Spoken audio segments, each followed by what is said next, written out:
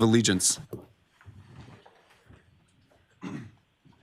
I pledge allegiance to the flag of the United States of America and to the republic for which it stands, one nation, under God, indivisible, with liberty and justice for all.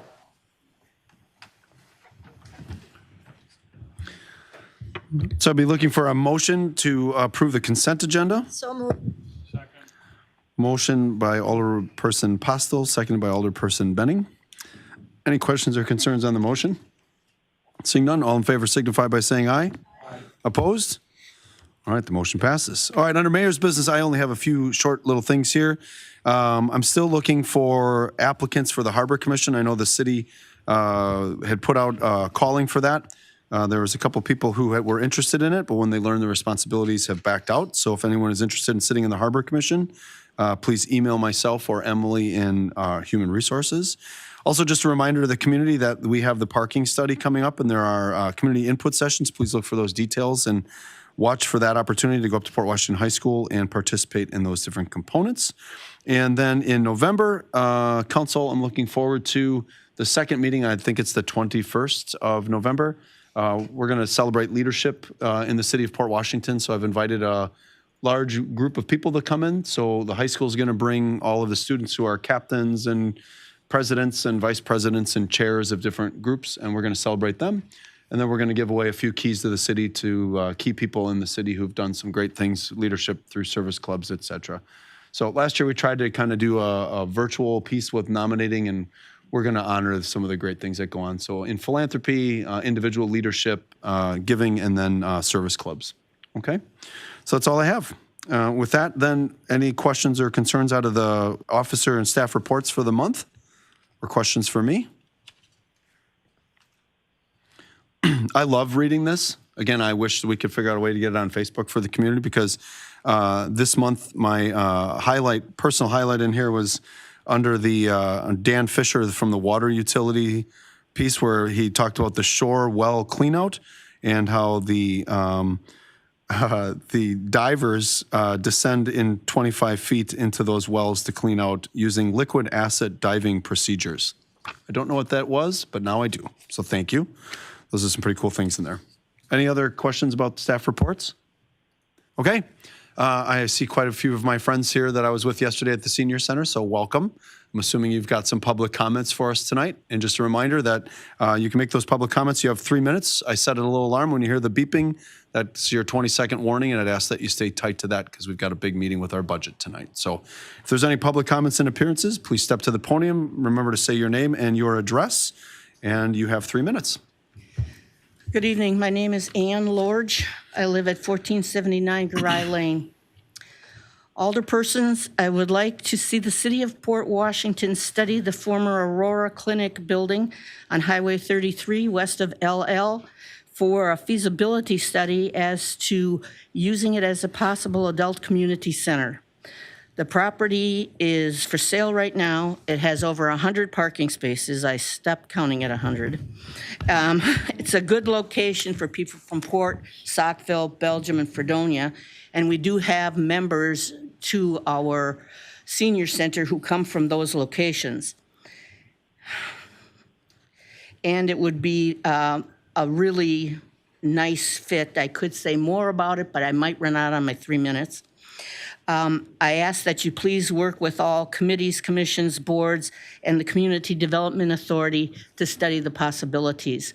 They have taken a building that has been repurposed up in the city of Sheboygan, and it is one unbelievably fantastic building. They've done it in segments, and they had an architect from Cedarburg work on it. So there are people who we can contact, the city being we, to make inquiries of how those things were projected. I would like a nice new shiny building like most people would, but I think we have to also take a look at Plan B, and I think that the Aurora Clinic is a good Plan B, and I do like its convenient location on Highway 33, which includes a turn lane to go into the buildings if you're heading west. And I want to thank the alderpersons for your time. Thank you, Ms. Lorge. Any other public comments or appearances?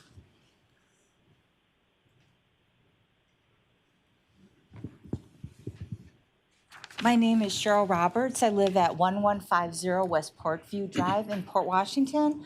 I'm also on the board at the Senior Center. And I agree with Ann that the Aurora Center would be a feasible place to have the Senior Center. It has plenty of parking. It's one floor. It's easily accessible for handicap. I've also been to the Uptown Social in Sheboygan, and it's a beautiful facility. They remodeled an old grocery store, and it's business sponsored, certain areas in the center. It's light, it's clean, it's spacious. They have a lot of different rooms. They also rent it out to bring in income. And there are a lot of people, younger people interacting with older people there. So it's a really nice facility, and I think Aurora would be a good spot to move the senior center to. Excellent. Thank you. You're welcome. Any other public comments or appearances? My name's Rich Proctor. I live at 1128 Norridge Trail in Port Washington. I have just a couple comments here, two different layers. Look at our present senior center. We got stairs, we got crummy parking. Get out as soon as you can. Something's gonna happen, probably already has, but it's just been minor. But the clock is ticking on safety at that building for seniors. There's a location opportunity at 1777 West Grand. But the biggest location opportunity is, that location is about a stone's throw away from Saukville and very close, a lot of town of Port Washington people there, as well as town of Saukville. We ought to look at a facility that will serve more people, a little more reach to our neighbors, which will be right across the way there. And they don't have a senior center at all. Someday they'll want it. They're 4,000 going on 6,000. And it's going to come up. And I think, so it's an opportunity to spread the cost of a newer or just a fixed up place versus what we have today. The 1777 building has been studied extensively 5-6 years ago or 2 years ago, thought to be the new center, never came to life, but you do have studies to do. You don't have to spend a lot of money trying to replicate them. They're here.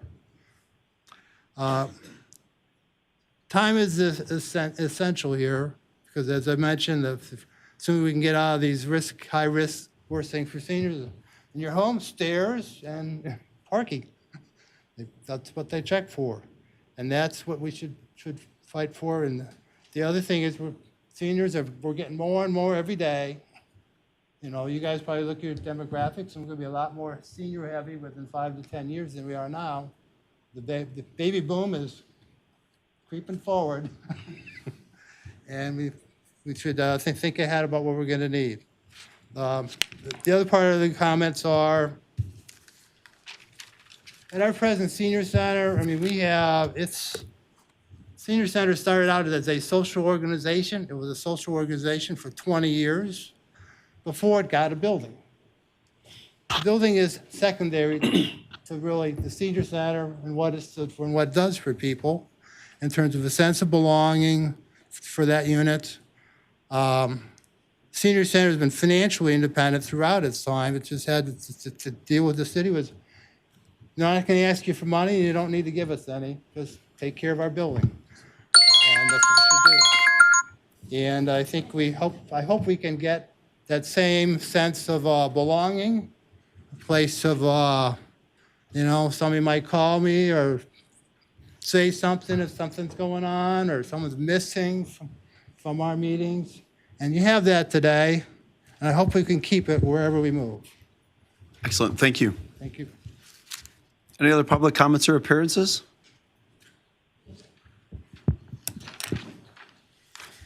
My name is Pat Kinchy. I live on Pierre Lane in Port Washington. And I think a lot of the comments that have already been spoken are what I feel. I really would hope that the council would take a serious look at the Aurora facility. I think that the current senior center, although I'm glad we have a senior center, I think it's lacking in what it provides for us and where we need to go in the future. The idea that everything is on one level and we would have great parking, that it's close to Saukville and the needs of the Fredonia people that come down and possibly Belgium someday. I think that would all be great. I mean, we'd all love a state-of-the-art, multi-million-dollar facility, but let's be pragmatic about this. There's a lot of things that this city needs, and it would be nice to, kind of have something that would meet our needs for now and in the future, and still provide things that other things that the Port Washington community may need. Thank you very much for your time.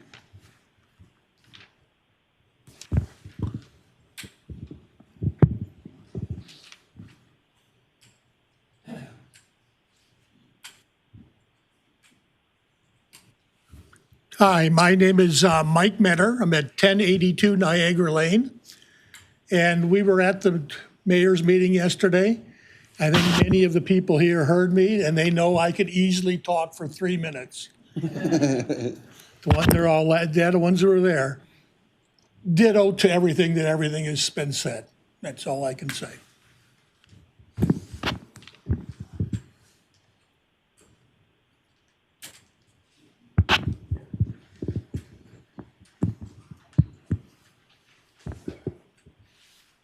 Good evening, Mark Dibdahl, 247 Bryan Court.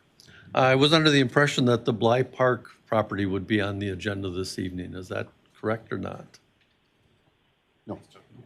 Yeah, no, it's not. The Shannon Farm next Yeah, door. no, it's not on the agenda for this evening. It's not? No. Okay. Do you know when it will be coming up again?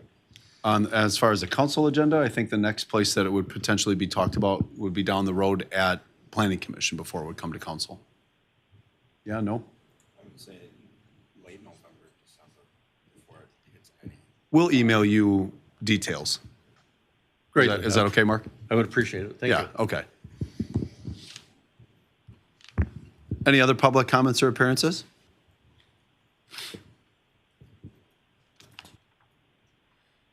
Anybody here to talk about our stormwater maintenance agreement? Yeah, hey, Rob, all right. Yeah. I'm Elaine Diedrich, and I'm one of those Saukville residents. And I'll tell you one thing, seniors do need to get out and be with other people. If I wouldn't go to the senior center every day, I wouldn't leave my house. On the weekends, I don't leave my house because there's really nowhere for me to go. At the senior center, there are educational programs. We not only learn, but many of us can teach new things to the other people that are there. I've taught basket weaving, I've taught crocheting, and these are things that we need to fill our time. Eventually, you guys are going to get there. And hopefully there will be a senior center that you can use. Right now, people who live downtown can walk to the senior center. People who live in the neighborhood can walk to the senior center. I can't. I have to drive. And sometimes I circle the blocks trying to find something close enough that will allow me to get in the building without killing my knees. These are some of the real things that elder people are dealing with. Arthritis and infirmities, and of course the mental health issue that we need to get together and share with each other. Because basically we all have the same type of problems. And I echo what everybody else has said about this. It not only has the potential for parking and redoing the inside, but should in the future we need more space, there is room for expansion. And it's not going to cost anybody if we already own that portion of land. It would just be building. Thank you. Thank you. Any other public comments or appearances?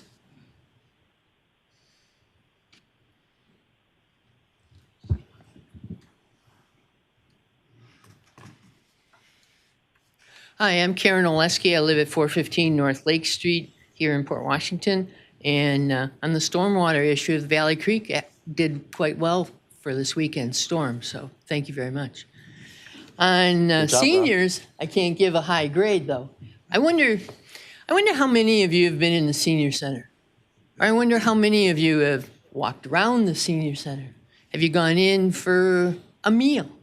Have you gone in to play cards with one of us? Have you gone in to see how many steps there are? And have you considered if you were in a wheelchair? How would you get out if the fire was on the Webster Street north entrance? How would you get out of the building? You can't take an elevator down to someplace. And I was told that when we started talking about some of these things that you're busy. You're busy with the safety issues. You're busy with the fire department, the police department. Well, isn't it about darn time that you're interested in the seniors and their safety? And as I mentioned, from the fire aspect, is probably one of the biggest issues that when I thought about coming and talking tonight, I knew I would have about a half hour. Oh, excuse me. I wouldn't have a half hour, but I did want to at least try to, bring up my point of view. One, I don't think y'all know much about the senior center. Two, I would bet that not many of you have spent any time there. And three, how many of you have ever eaten one of our lunches that are there that are put on by the ADRC in the county? And every day out of our Port Washington location, about 50 meals are delivered. Volunteers like myself come in once or twice a month and deliver those meals. It'd be nice if you sampled some of that and see what we're feeding each other. I think we'd get more people eating there if the food was a little bit better, but that's just me. Anyway, so I wanted to talk to you about a couple other things. For socially, it just seems that everything is all separated. You've got pool upstairs, downstairs you got people playing cards, you've got dinner and things like that. But, it's not all on the same level. So I think if you considered the Aurora facility or a similar facility, that it would help everybody socially. Difficulty, the Aurora site, I think it's close to the new building project on 33 for the Shannon Farms. It would open up a whole new avenue for some of the new residents that are living there. I understand that perhaps part of their building project would be smaller homes. There might be small homes that seniors like myself might be able to live in. I think that you could combine it with other offices at Aurora for young people, maybe a Boys and Girls Club, maybe a more enhancement or a easier location to find for the recreation department. I think Catherine has done an amazing good job with what she has, and I feel that she's been getting some positive press recently too about it. But lastly, I think appearance-wise, when you talk about what's in Sheboygan and what we have, and what other communities have too, I think we could do a lot better. So shame on all of us for not doing better yet, but I implore you to do so. Thank you. Any other public comments or appearances?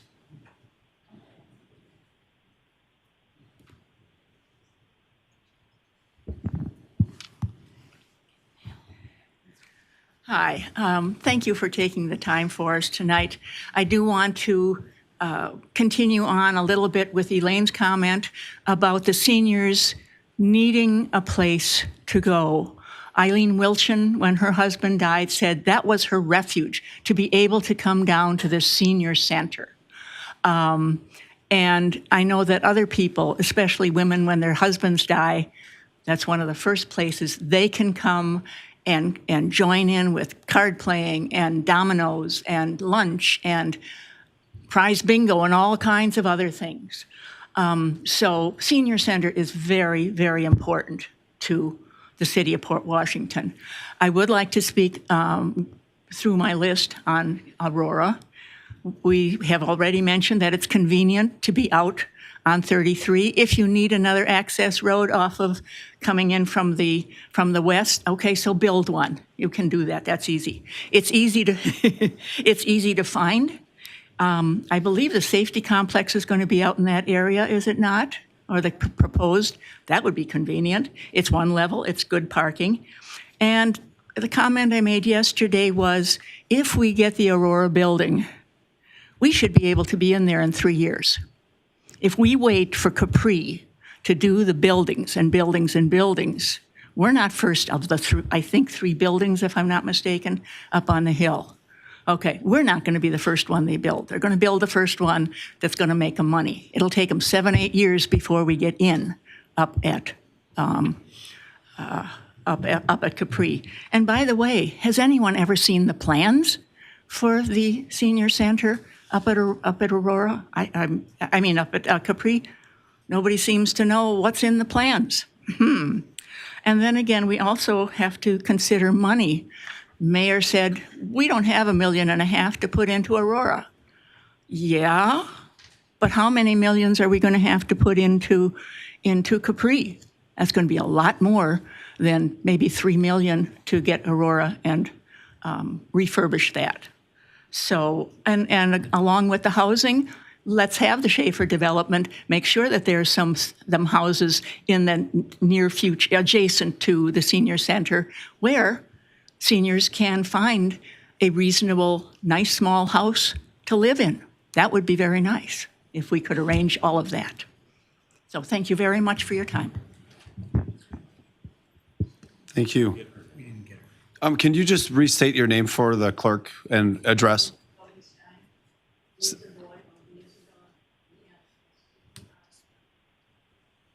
I reclaim a minute of my time? You're getting, well, it's not the floor of Congress, so we don't get to yield each other time. But yes, you can have another minute. Which I was very impressed, like you said, Mike, that you did that in 12 seconds. That was Really a great thought. I actually go up there occasionally with my wife, but she goes up 5 or 6 days a week. I love to watch football and baseball when I DVR the games. And that's when I get the chance to do it, is when she's at the senior center. So I think I've given you the best reason to improve the senior center. Thank you. It would have been better if you had worn your happy life, happy wife t-shirt, Mike, but. All right, do you want to take your time so we can keep cooking? Well, first of all, is there anyone else? No, you already have, and you already have, I'm sorry. I can't keep giving more people. Ms. Lord. I have 3 letters and a petition. There's 27 names on the Okay, petition. you can just submit it to the clerk, and then Okay. we can pass those around. All righty. So thank you all for coming tonight. You know, we've mentioned this, it's been in our strategic plan, and you're right, we have to do something more respectful for that facility, and I think we talked about that very nicely yesterday, so I appreciated those of you who came tonight to make sure the whole council heard your concerns as well. Okay, so that's going to move us into standing council committees. We're going to move into agenda item A, resolution authorizing the issuance and establishing parameters for the sale of $6 million in general obligation promissory notes. The issue, where are you all going? Yeah. It's easier on television. Yeah. We're going, yeah. Thank you, everyone. All right, so the subject is Resolution 2023-11, resolution authorizing the issuance and establishing parameters for the sale of $6 million in general obligation promissory notes. The issue is, should the Common Council approve Resolution 2023-11 authorizing the issuance and establishment of parameters for the sale of not to exceed $6 million in general obligation promissory notes for the City of Port Washington. Staff recommends the approval of this resolution. I'm going to turn this over to Mark.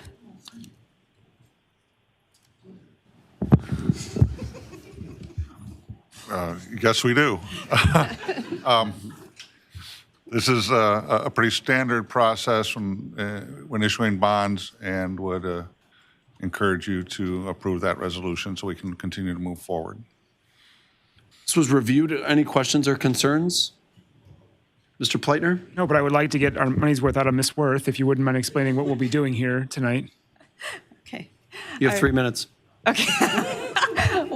I heard similar comments in finance. Yeah.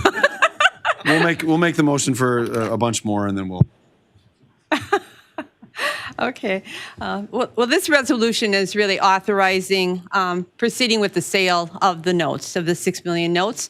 And it also delegates the authority to the city administrator or the assistant city administrator to award the notes, which we plan on putting out to bid in the municipal bond market and receive those bids on November 8th. So the resolution always also sets certain parameters with regard to as long as these parameters are met, then the authority that is given to the city administrator is valid. So the parameters would include cannot sell more than $6 million of bonds. There are certain restrictions on the amount of premium that the underwriters can bid. They also have a restriction on the interest rate that it cannot exceed 6%. I mean, we're expecting somewhere in the fours, in the low fours. And the rest of the resolution is really addressing the details of the notes themselves. How you pay principal and interest, prepayment dates, that you are subject to not only state law, but federal law in terms of how fast you have to spend the money. These are tax exempt. So it comes along with compliance with federal law. You'll be able to invest the money at unrestricted yield, which right now is going to be at a higher rate than the borrowing rate. So that's called positive arbitrage. And when you have positive arbitrage, then the federal government determines how much time you have to spend the money. So they don't mind you making some money, but they do control how much you can spend.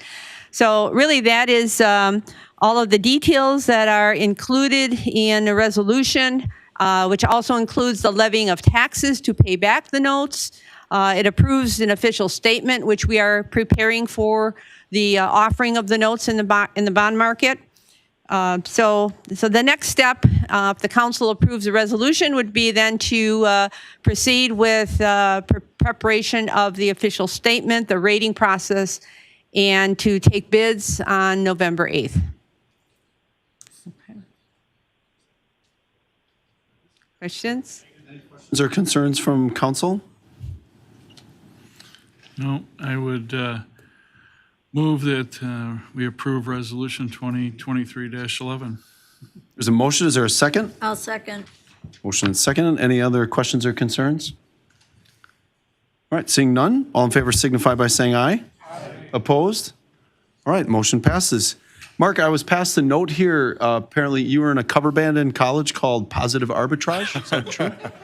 No, that wasn't me. It was a different Mark? All right, that takes us into the next agenda item, which is consideration of possible action on scope of engagement with Quarles and Brady LLP for issuance of those $6 million in general obligation promissory notes for the city of Port Washington. The issue is, should the Common Council approve engaging Quarles and Brady as the city's bond counsel for the proposed issuance of those $6 million in general obligation promissory notes for the city of Port Washington, the staff recommends we approve the scope of engagement letter from Quarles and Brady dated on October 12th, 2023. Mark, I'll hand it to you to pitch to the podium. Yeah, this is another step in the process. Again, it's fairly routine. It's our bond counsel engaging in this issue. And for additional comments, I'll certainly turn it over to Carol. Okay. All right. This is this is Quarles and Brady's scope of engagement. It lists their services that they provide as your bond counsel. It is issue specific, so it relates specifically to the $6 million note issue.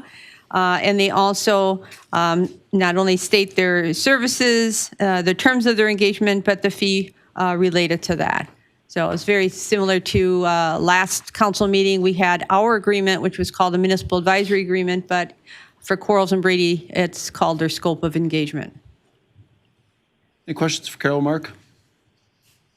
Those would be looking for a motion to engage in a relationship, to continue with the scope of engagement letter from Quarles and Brady So dated the moved. 12th. There's a motion by Alderperson Benning. Is there a second? I'll second. Alderperson Postle, thank you. Any questions or concerns on the motion? Seeing none, all in favor signify by saying aye. Aye. Opposed? All right, motion passes. Thank you so much. Carol, thank you very much. All right, thank you. All right. All right, next agenda item is the presentation of the 2024 proposed city budget. Turning this over to Alderman Pleitner. And thank you again for passing that resolution or the budgeting philosophy. Looking forward to hearing how we applied it. Yep, it's going to be great. So over the last few days of September, the General Government and Finance Committee met over the course of 3 days with department heads, our finance director, city administrator, to talk about what the budget looks like for next year in our city. And so as a result of that, I would say every year this discussion gets a little bit more robust and healthy. This year, having Mark on board, the refrain you'll hear from me this evening is that we're very grateful for his service so far this year. Since he's come on board, I think we're in a lot more responsible place financially for the city.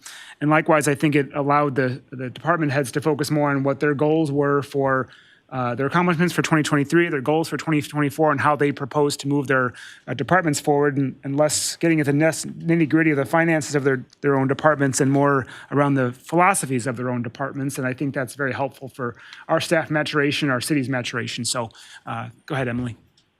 All right, so a little bit of an outline. We've got a lot of things here, but there's really only a slide or two to talk about each one. Of course, we will talk about our budget philosophy this evening here, but in crafting the budget, of course, we're all subject to a number of external pressures that are bearing down upon the city, and it's our responsibility here as an organization to be as financially and fiscally responsible with the taxpayer dollars as we possibly can. So we'll talk about that a little bit, what the goals are, and what, kind of in a nutshell, the taxpayers can look forward to for next year when it comes to that tax rate and what we've seen historically, and then what that impact will be. And then, of course, some good news, talk about our fund balance at the tail end of this presentation. So thanks. All right, so our schedule, so again, having those budget requests sent out to the department heads over the last several months in conjunction with our finance director, working with them to get us into a good spot. It's kind of nice having this discussion now in October rather than November, so that I feel like we've had a longer time to kind of discuss these things and feel better about where we're headed for the coming year. So the last 3 days of September, the week of the September 25th, we talked about that, had some good discussions with all our departments, spent some good time talking about our capital improvement plan, our debt service, and then just a general overview about what the next 5 years look like for the city. Of course, we're here on October 17th to talk about this proposed budget, and then our next come back in 3 weeks and talk about have a public hearing and talk about adoption for the general fund budget for next year. Yep. Okay, so, sorry if there's anything, I don't know, to stop me or anything to add, Tony, Mark, go ahead. Stop me, don't let me ramble. So what are we looking at here? And I think we've all known that we're kind of operating very leanly. I don't think that ever can be said enough, that with the revenue that's coming in every year, the city does continue to operate very leanly, and we need to be very forward thinking about what the next year looks like, what the next 5 years look like in a forecast way about how the city is going to operate and provide the same services that the residents are accustomed to. So we started by looking at our financial management plan about how we can sort of address this imbalance between our current services and being just a tad short on our revenues. So, so a little bit here to note is that as we move forward here in the coming years, trying to draw down some of that debt against the general obligation part of the budget. But you'll see there on the right that line graph that shows that there will be an additional gap in the general obligation and deficit coming in the next 5 years. So I'm not sure if there's anything else to add to that, Mark, that you'd want to. No, I mean, that's really the essence of what we try to address every year as we go through a budget, is to reset that number to zero and then continue those same challenges moving forward in the following years. Yep, thanks. So how can we do this, right? I think over the last couple of years, this body, the staff, have started to identify what are ways that we can help to mitigate that gap that Mark is talking about. And so first, I think we've done a good job of looking at long-term our financial projections to make key and important decisions to operate as fiscally responsible as possible. And then, of course, with Emily's help coming on board last year, continuous evaluation around our health insurance plan to provide services and benefits to our important and critical city staff. That's something that we'll always look at every year to make sure that we're competitive in the market and make sure that that sort of increase that we tend to see across the insurance industry is not hitting the city as hard as it possibly could. So compensation design and study, likewise, from the HR director, thank you for that. Work as well to make sure that we're in line and paying our city staff fairly, equitably, but also competitively, and making sure that we're recruiting and retaining important personnel across the organization so that we can make sure that we're providing the best services and we're passionate about what we do here. Structural reorg, we did that too. Some people moving around, some roles kind of shifting around across the city, but I think it still kind of speaks to how best we can serve our citizens.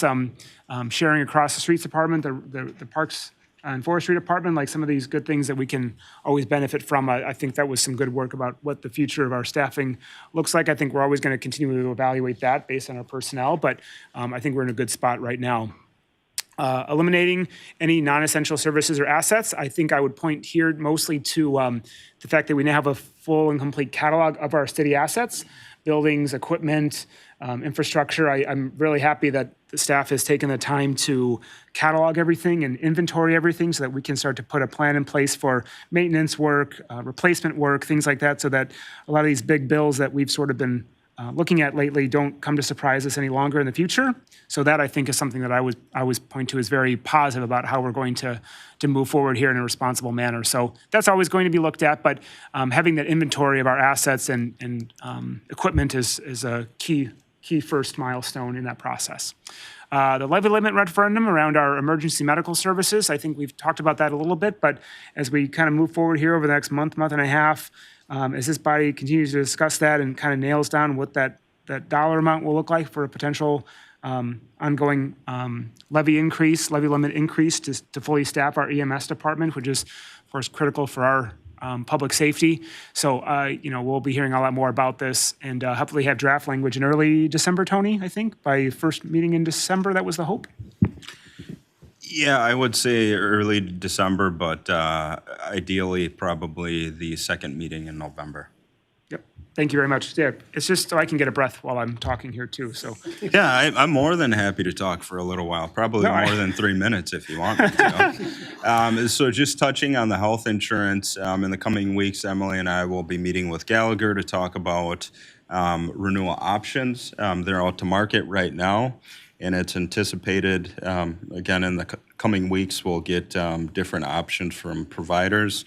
As you may recall, Humana is leaving the Wisconsin market, so it puts us in a little bit of, I wouldn't say peculiar, but a abnormal situation where we're trying to find another provider, as are other people who are with Humana right now. Regarding the compensation design/study, there may be other position grade changes that comes before the Personnel Committee in the coming month, but that's something we're still internally discussing. But on a broader scale, with regard to the compensation plan as it is right now, in the 2024, we will do a survey of all the comparable communities, and this is me editorializing, but I think I would not be shocked if where we're at right now still remains competitive, even with things moving around the way that they are. Because I think what you're starting to see a little bit is that the labor market is loosening somewhat, and positions and the compensation related to them are starting to, in a way, pull back from what they were in the past couple of years. And then probably another piece, and I just want to make sure that I say it because I think it's important to be said so that the community understands this, is that the city really does not have any non-essential services or assets, maybe some assets, but I think those are slowly being weeded out. But as far as services, we, as Alderman Pleitner said, operate very lean to the point where we're actually looking at, and what you see in this budget is the addition of either personnel hours for given positions or modifying positions from part-time to full-time, or in the case of Parks and Forestry, adding another full-time position. And then the remaining piece, just to reiterate it again, is that for the public safety or the EMS levy limit referendum, it's anticipated that on November 21st, we'll come back to the Common Council with a resolution that asks the council to authorize the city moving forward with the referendum, and it'll include both the referendum language and also an explanation of what a yes vote means and a no vote means. And then also giving the city clerk authority to transpond or provide that information to the county clerk so then it can get on all of the ballots for April 2nd, 2024. Thanks, Tony. I appreciate it. Yeah, next slide, Emily.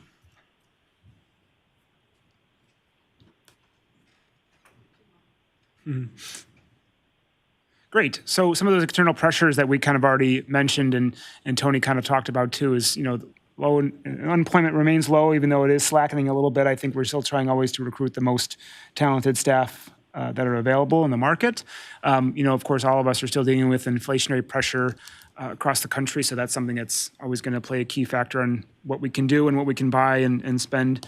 Those intergovernmental decisions, I think we can all maybe breathe a sigh of relief that the state did decide to increase that shared revenue program. So that having that additional $320,000 was certainly appreciated, but of course we still are operating underneath that levy limit restriction and makes that fiscal responsibility all the more important. Fuel costs, of course, continue to rise. And then, of course, when we order something for 2024, will we be certain that it will arrive in 2024, or will it be 2025 or perhaps 2026 in the case of a, what kind of truck was it from the fire department? I wish Chief Mitchell was here. Pump, it was a red, yes. It's a ladder truck. Yep, thanks. So just making sure that what we're ordering is around when we need it or the cost that we expect it to be, so those external pressures. And then, of course, for the mayor's design, on the next slide, let's read it one more time, because I wasn't proud when I watched myself on the video. I wasn't proud of how I read it last time. The City of Port Washington believes that the annual budget should be developed using a conservative spending approach, prioritizing public safety and infrastructure for its residents. Special emphasis will be given to sustainability, responsible strategic thinking, employee retention, and capital improvements that allow us to live within our revenues. Taxpayer money will be spent in the most cost-effective and efficient way possible. All efforts will be made to restrict our debt levels and support our citizens' quality of life. Okay. Yep. Okay, so when we're crafting this budget, what do we think about? Here are some 3 key metrics that we're talking about and things that we were always, I think, aware of as we sat down over those 3 days to talk about this, right? Are we being conservative and fiscally sound and responsible when we're crafting this budget? Are we making sure that through those targeting investments that intergenerational equity is ensured and augmented in the city? And then, of course, if we need to borrow, are we doing it in a responsible way? And I would say absolutely. We kind of started to target ourselves for that approximately $4 million every year in capital. And I think, we did that this year, slightly under.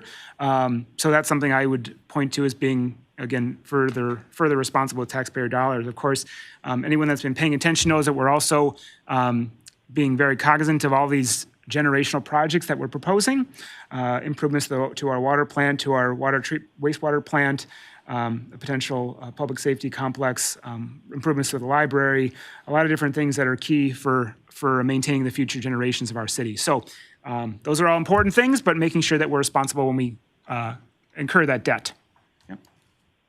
Okay, so I think next year we should probably bold that bottom right quadrant of the table there, but I think what everyone would kind of point to is that for next year, that percent change is about 1.9%, an increase in the local tax rate.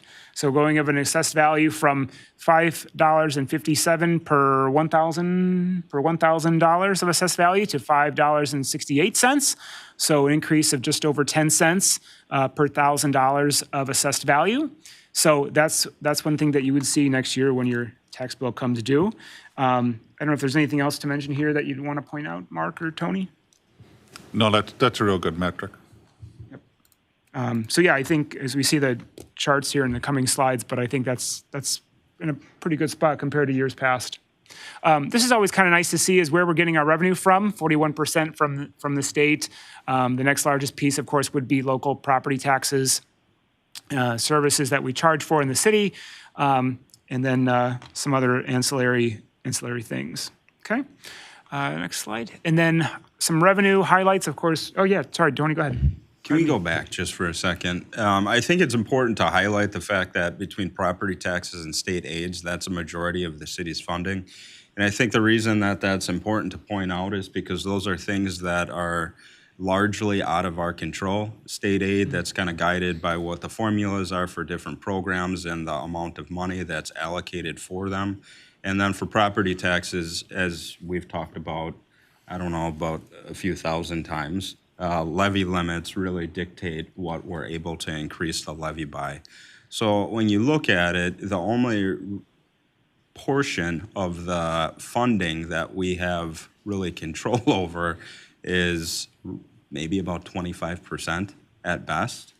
And of that, it's things like the next item, like the license and fee schedule, which it generates surely revenue to recover costs that we incur related to providing services. But overall, in the grander scheme of things, it's really not substantial towards supporting what is a people organization. Thank you.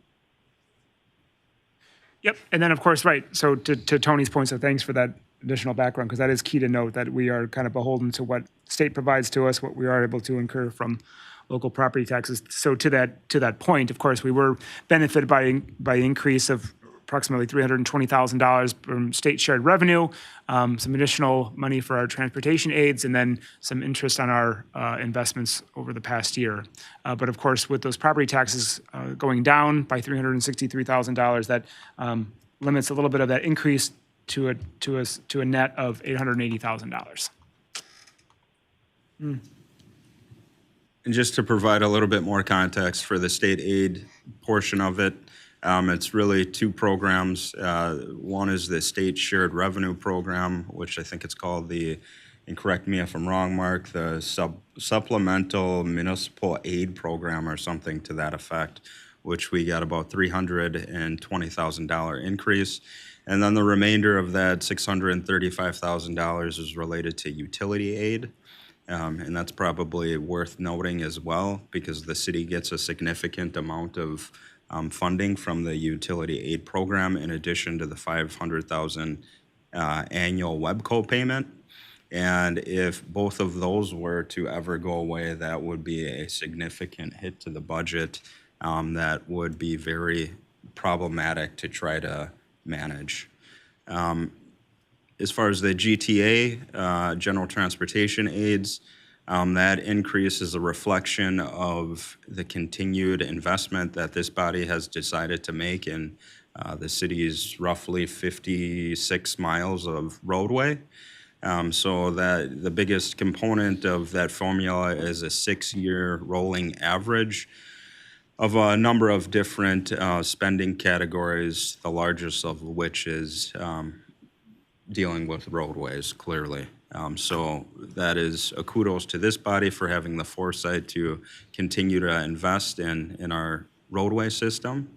Then for the interest on investments, this is, I think, just a reflection of where interest rates are, and ultimately coming back to a point where municipalities are starting to see a significant amount of revenue by way of this.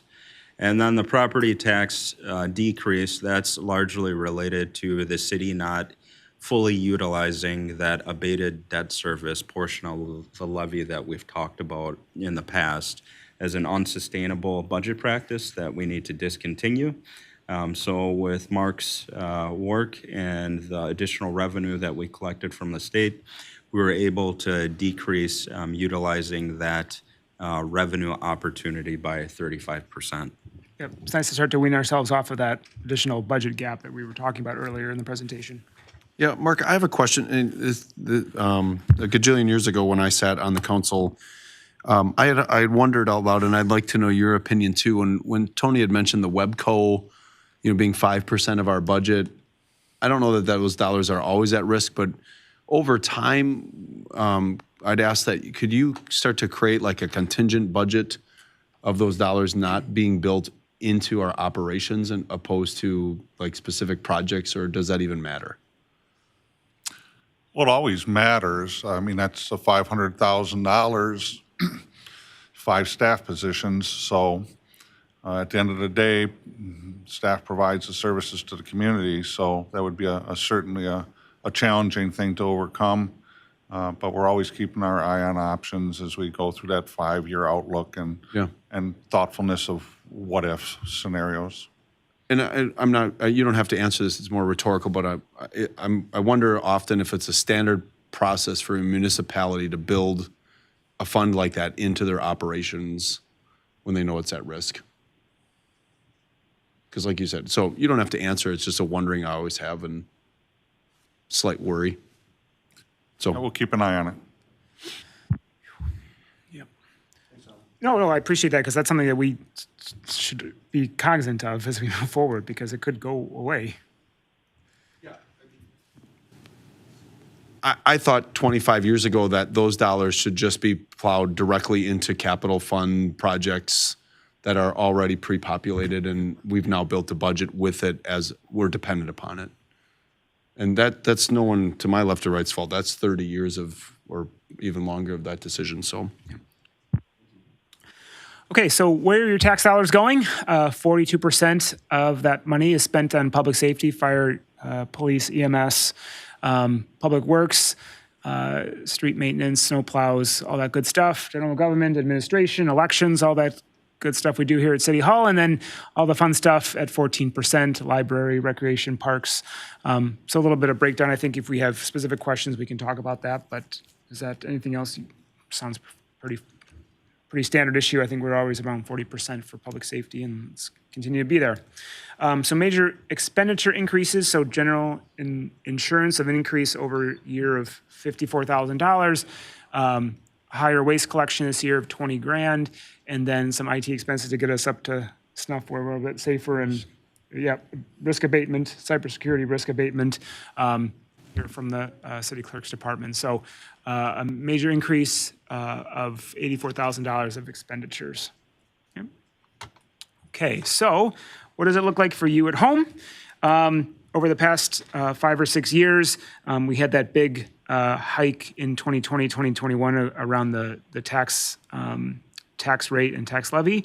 But it's nice to see that this year we're starting to level off here again with the assessed value going up just a little bit more year over year last year because of our reassessment done across the whole city back in 2021, 2022. Now that that's been done, I think we're a bit leveled off right now. So we shouldn't see a big jump in our assessed value for the time being. Which keeps that tax levy a little bit more level. And then our percent change there you see is about half of where it was this time last year. So we shouldn't see a big jump in that tax rate for homeowners. Okay, slide 16. And then a bit of a history for those of us that have been on council for 5 or 6 or 7 years. At this point in time, we've seen some ups and downs, but for this year coming up, just a bit of an increase of about 10 cents or so. In that tax rate. So 1.9% higher than last year. So is it $5.67, Tony? 551 to 557 to 568. Yeah, is that a 7 or a 1? 550. Yeah. So about a dime higher per $1,000 of assessed value for the coming year. And then for homeowners at home, what you could you'll be paying an additional, for a $300,000 home, an additional $31 in city property taxes, a $500,000 home, an additional $52 in property taxes. So this is what will look like coming up for next year when you get ready to pay your property tax. I think this is always helpful to see, but just so you can get an inkling of what kind of impact that 1.9% increase to the tax rate would be for a homeowner. Thanks, Emily. So our fund balance then, I had some notes around this one, but really I think what this kind of speaks to is that we've been able to increase our general fund balance over the last 4 to 5 years by 80%. So that, where are we looking at? That fund balance there at the bottom, where we're at, let's see, so $2.6 million in rainy day funds, we'll call them, that we are a lot better at than we were 5 years ago. So I know, Tony, if you could probably speak to this a bit better than I could. Yeah, so I think really it's a reflection on the council's fiscal stewardship and one, establishing a fund balance policy, and then two, taking intentional steps to increase it to the benchmark that we're trying to reach. So over the past 4 years, we'll say, we've done a very good job of making sure to increase the fund balance for the general fund. I think the other probably part to mention is that for all of the enterprise funds, whether that's water or sewer, and also the special revenue fund, the marina, we're continuing to see the fund balances for those increase as well. So I think it's really, again, a reflection of not only this group, but the staff. I think the city has a great group of leaders and employees who work for them that are always trying to do things in the most economical, efficient, and effective way that they can.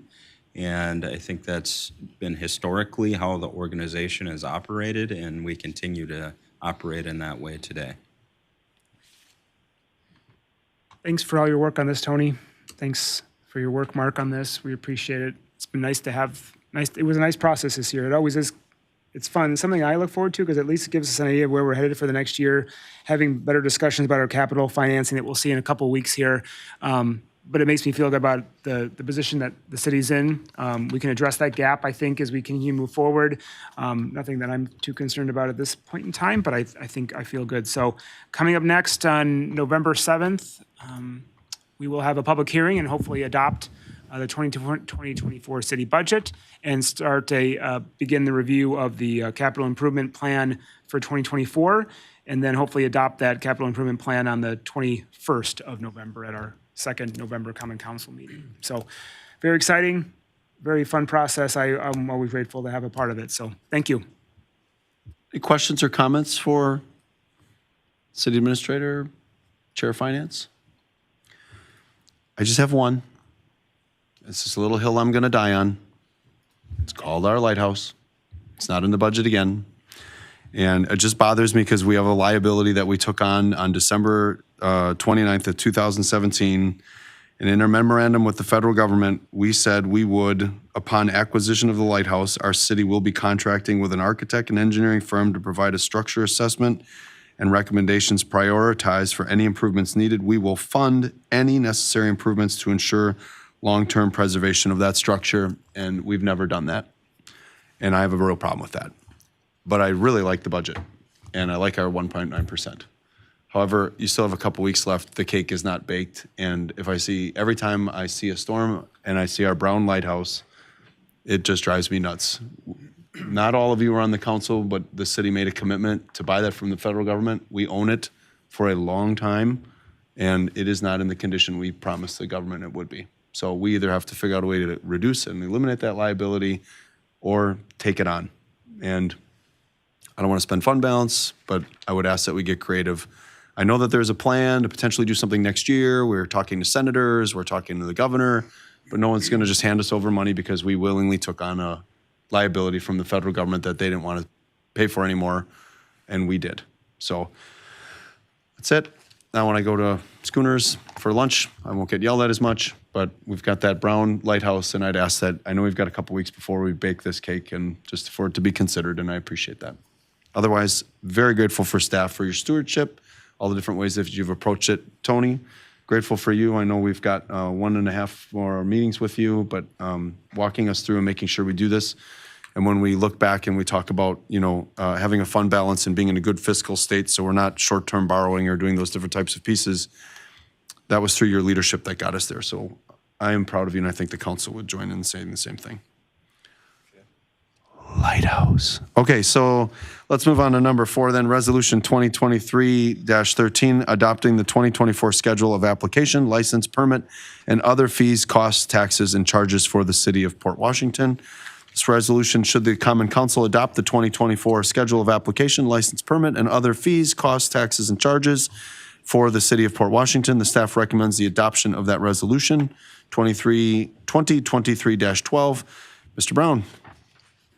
Thank you, Mr. Mayor. As is customary, each year departments look at the license and fee schedule, review those costs, and assess whether or not those are able to recover a reasonable amount of funds for the services that are provided. And this year is no different. So what you have in front of you, and I did provide by way of email and paper copy, an updated license and fee schedule. And I just want to highlight a couple of items. The first is that if you go to page 6, this is, in all the things I'm going to mention here are modifications from what was in your packet to what you see tonight. So on page 6, park and facility rental, whether it's Upper Lake Park or any of the rentable facilities, what we're going to start doing in 2024, if this is adopted, is offer rates for weekdays, which is new. And that is really trying to get people to utilize facilities on a more frequent basis. So the fees associated with, again, weekday rentals, Monday through Thursday, is half the cost of what it is for weekends. So that was just cleaned up to reflect that. The second item is that on the next page, we added in Hill School as a rentable facility because that was not included originally. And then we added a returned payment fee to the schedule as well. But beyond that, any other changes are noted in the far right column as last updated, and it'll show 2024. But beyond that, there was maybe a few edits that were made for grammatical reasons or otherwise. So with that, I would recommend approval, and the motion would be I move that Resolution 2023-12 be approved, or move to approve staff's recommendation. I'd be happy to answer any questions. Any questions or concerns? Anything from Alderman Tierney?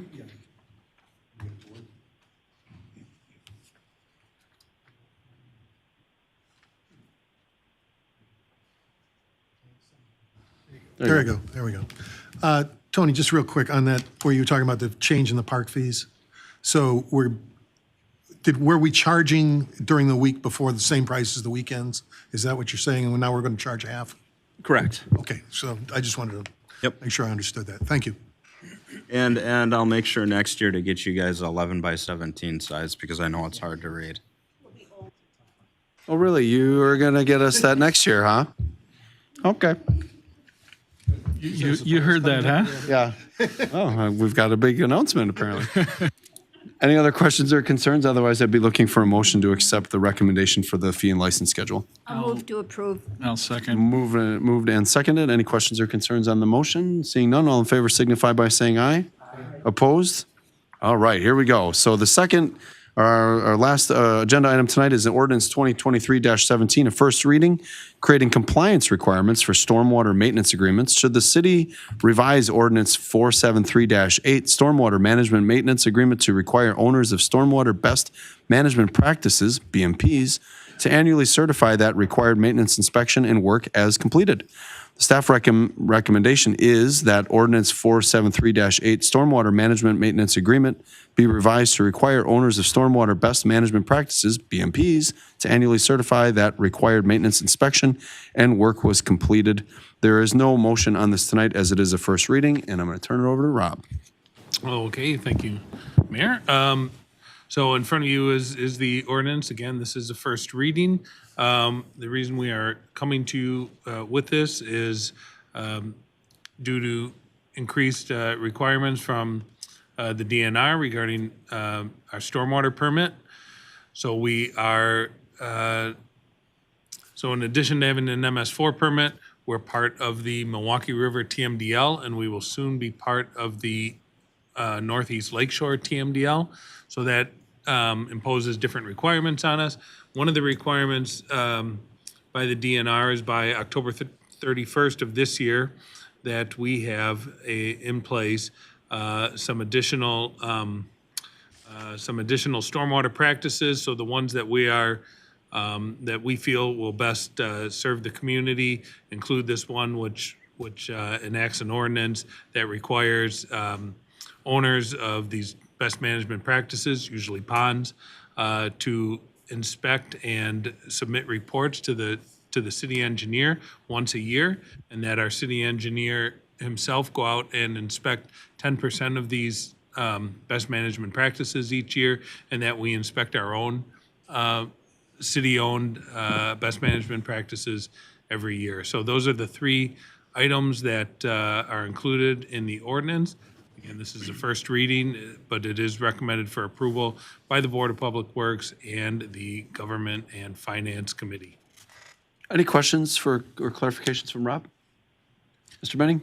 Rob, the requirement was to have this approved by the 31st of October. We won't hit it until November. Is there any risk? No, they're aware of they're aware it'll be a few days late. All right. With that, I'll move, or well, we don't want to have it, just first reading. You can move, but we're good. I know. Thank you. General government did recommend approval. Yeah.